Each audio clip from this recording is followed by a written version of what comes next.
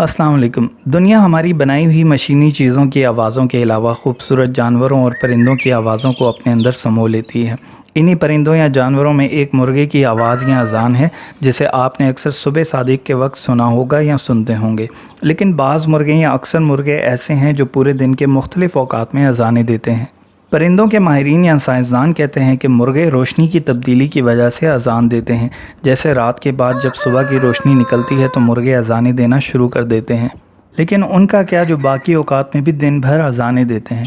माहिरीन का कहना है कि एक मुर्गा अज़ान देते हुए दूसरे मुर्गों को यह ऐलान सुनाता है कि जिस जगह से वो अज़ान दे रहा है वो जगह उसकी है। बाज़ औक़ात ये दूसरे परिंदों से बातचीत करने के लिए भी अज़ानें देता है, और बाज़ औक़ात जब ये ख़ुद को खुशकिस्मत समझता है तो तब भी अज़ानें देता है। और बाज़ औक़ात ये दूसरे मुर्गों की अज़ानों को सुनकर अज़ानें देने लग जाता है, गोया कि कोई मुकाबला चल रहा हो। मुर्गों की अज़ानें बहुत तेज़ या ज़ोरदार भी होती हैं। जैसा कि इंग्लैंड में एक किसान औरत थी जिसके मुर्गे का नाम बिग बर्ड था। वो इतनी ज़ोर से अज़ान देता कि उस किसान औरत का आधा गांव शिकायत लेकर आया कि उसका मुर्गा उन्हें जगाए रखता है। अब बात करते हैं कि इस्लाम मुर्गे या मुर्गे की अज़ान के हवाले से क्या कहता है। मुझे 2 अहादीस मिली हैं जिनका मैं यहाँ ज़िक्र करने वाला हूँ। हदीस नंबर 1, हज़रत दाऊद अलैहिस्सलाम ने कहा, हज़ूर सल्लल्लाहु अलैहि वसल्लम ने फरमाया, मुर्गे को बुरा भला मत कहो क्योंकि ये तुम्हें नमाज के लिए जगाता है।